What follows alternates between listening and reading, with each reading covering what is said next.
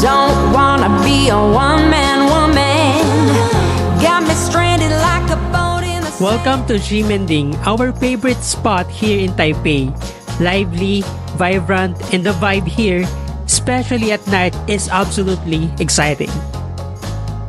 Kung hanap mo ang nightlife at gusto mong subukan ng kanilang cuisine, hindi mo dapat palampasin ang lugar na ito. In this video, we'll take you through the must-try street foods. Kung naghahanap ka ng souvenirs and pasalubong, we will show you where to snag the best deals. Lahat yan at marami pang iba, kaya tara and explore Ximending!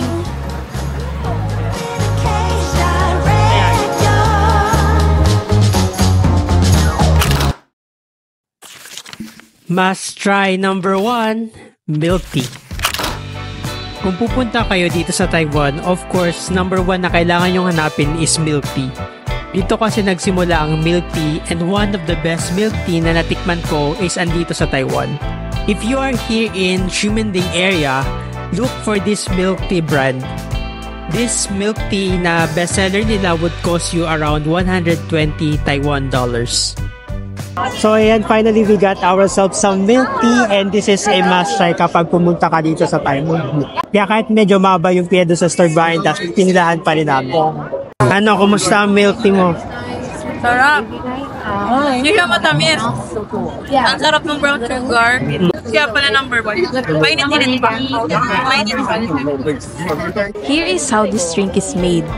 First, they prepare the handcrafted boba pearls sa harap mo mismo, and second, they cook it, add milk, and serve to the customers. Must try number 2, Xiaolongbao. So here we are. After Milk tea? milk tea, try naman namin yung Xiaolongbao. Xiaolongbao. Which is a must try dito pag nandito ka sa Taiwan. Ang must try, number 1 na must try talaga dito na Xiaolongbao ay sa Lin Tai Fung. Kaya lang, malayo siya, nandun pa siya sa Taipei 101. So ngayon, dito na lang kami maghahanap ng Xiaolongbao. So ito, nahanap namin tong famous Taiwan must-eat dish, the juicy tender Xiaolongbao. Let's go!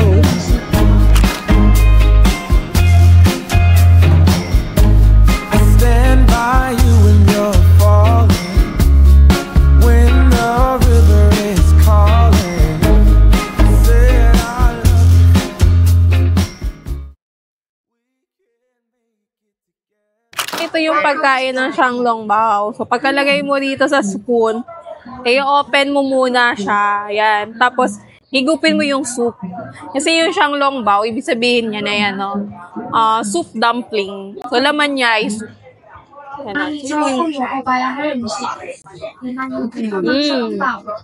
Lasa siyang tinola. Tinolang baboy. Yan, pag naubos mo na yung yung soup, saka mo siya kakainin. Taiwan's multi specialties. Taiwan top notch in the meat Xiaolongbao. Taiwan is truly soup. Taiwan top notch in Sarap! Welcome to dine in. Harap! Mamatikman mo dali. Yung sabaw. Yan. O, ayan yung sabaw niya. O, diba? Lasang tinola? Parang tinolang ay manok na Tagalog, pero mas masarap. O, tikman mo. Hindi, nainit ako. Hindi, mainit. Taiwan is soup. Taiwan top notch in So ako naman ngayon na magta-try ng Xiaolongbao. Ayan. Pinumin mo muna yung sabaw. Taiwan's multi specialties. Wag na saka mo siya kakainin. Taiwan is soup. Taiwan top notch in station raised pork rice. Welcome to dine in. Parang yung sabaw niya, parang siyang lasang tinola nga. Na medyo lasang may onion side. Yun. Masarap. Mas try dito sa Taiwan. Kakaiba yung lasa niya compared sa mga Xiaolongbao niya na bibili dito sa Pilipinas. Must try number 3, claw machines. Isa sa napansin namin dito sa Taiwan is ang daming claw machines. Simula sa MRT stations, pasyalan, mga night market, claw machines here, claw machines there, and claw machines everywhere. Kaya naman kung pupunta kayo dito sa Ximending, you should definitely try this one for only 10 Taiwan dollars.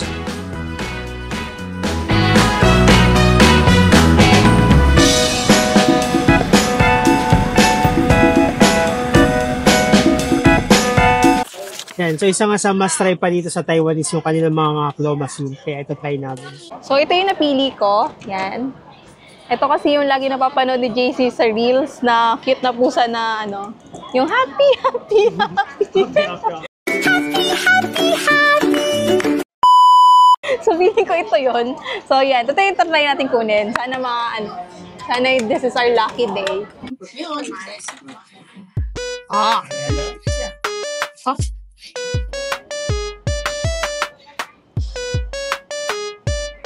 Bakit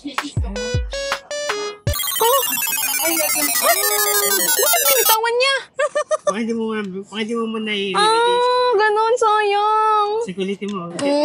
Yan, so ngayon si JC naman yung mag-try kasi hindi ko nakuha si Happy, Happy, Happy. So baka naman siya na yung makakuha nun. Oo, yung claw. Tapos saka pag pupuhain mo na siya. May sakto dito. Oo. Kaya malayin kunin. Ay! Ba't bumaba? Baka may oras lang pala. Okay, hindi niya nakuha yung happy-happy. Thank you, Dad. Wala na happy-happy. Ang hirap. Must try number 4, large fried chicken. Dito sa Taiwan, may isang kakaibang fried chicken na hindi nyo dapat palampasin. Ang kanilang famous large fried chicken. Isa ito sa pinipilahan dito and we must say worth it ang paghihintay. And look at that guys, mas malaki pa sa mukha namin ang size ng kanilang fried chicken. Try mo nga. Sarap. Kung gusto nyo rin ito i-try, it would cost you 100 Taiwan dollars at may dalawang flavor na pwede kayong pagpilian, spicy and original. For us, ang pinili namin is yung original. Must try number 5, pasalubong shopping. If you are looking to buy pasalubong or souvenirs that you can take on your way back home, this is a good place to find those items. Nilibot namin ang Ximending for you, trying to find the cheapest shop to buy pasalubong. And here it is! Since this is our last night here in Taiwan, kaya naman this is a time for us also to buy our pasalubong. So, nire-recommend namin itong sa Ximending, itong store na Mr. Ho's Shop. So, dito nyo makikita yung mga murang items at saka mga pampasalubong. Tapos, nagbibigay pa sila ng mga freebies. Must try number 6, stroll around. Isa sa magandang gawin dito sa Ximending is to simply stroll and enjoy the place. Walk around the area and enjoy the energetic vibes. We went here for 2 nights and every night, merong mga iba't ibang performances na talaga namang na-enjoy namin. Madami ding street foods na pwedeng matry and so much more. To call my life.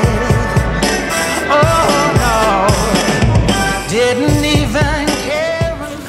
So ayan, nakakita kami ng Starbucks store dito sa Taipei.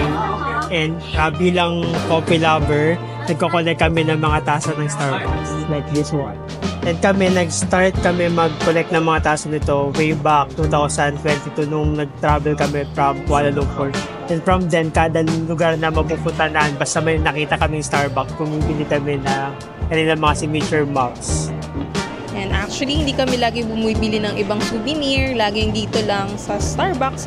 Kasi yan yung madali bang i-display, madaling i-uwi. Ayun, tsaka yung medyo magmamatch dun sa aesthetic ng aming office. So, yun. Wala kami ibang binibili souvenir, mga ganito lang. Tsaka sure kami na magnet lang. I'm sure kami na magagamit, tsaka makikip ng matagal. Yeah. So, kung dito na rin naman kayo sa Ximending, you must try going to 7-Eleven. Marami kayong items na makikita na wala sa 7-Eleven sa atin sa Pilipinas. Kagaya na lang nito, they call this tea egg and this is definitely a must try. Oo nga. Ano yan? Egg! Egg? Our original flavor, hard-boiled chicken eggs. Ay, cute. Napansin din namin na ang daming klase ng egg pudding dito and for us, we will try this one. Oh, ganyan. Egg pudding. So next time, pag pupunta kayo dito na Taiwan, make sure to get this pudding sa 7-Eleven. This one only costs $12 and sobrang sarap niya. Walking around the Ximending area, marami din kayong makikita ang street performances and you should watch this. Sobrang gagaling nila.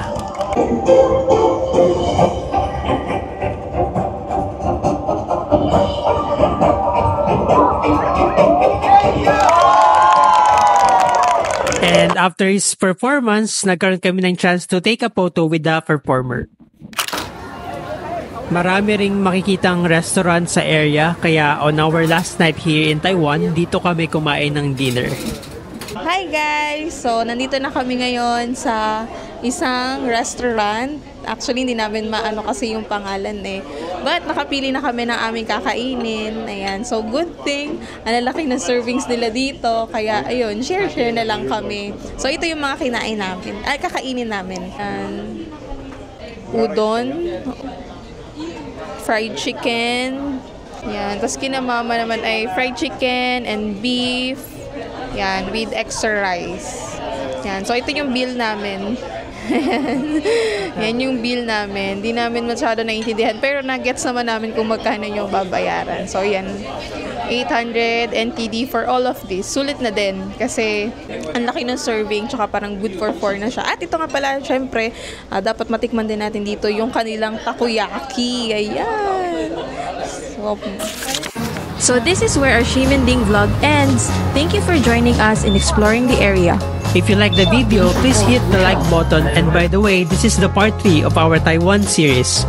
If you want to see the next part, subscribe to our channel and see you on our next vlog. Gumawa din kami ng video for our day 1 and day 2 in Taiwan. And you must definitely see this. Thank you for watching. Bye!